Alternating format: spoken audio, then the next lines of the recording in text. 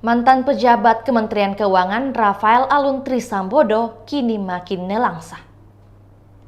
Setelah sebelumnya anaknya Mario Dandi beserta kekasihnya AG bikin dirinya dalam masalah, kini giliran istrinya Ernie Meike Torondek membuat masalah dan bisa menjadi alasan Rafael masuk penjara. Ya, sang istri ketahuan warganet belanja di toko fashion branded yang harganya selangit.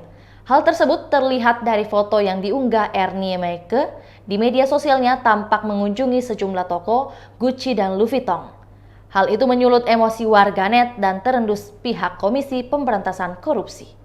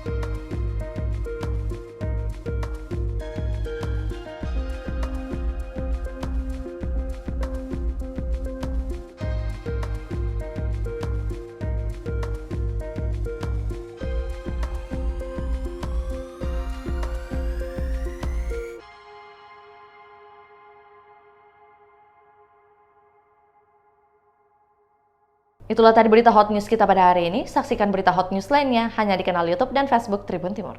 Terima kasih sudah nonton. Jangan lupa like, subscribe, dan share ya.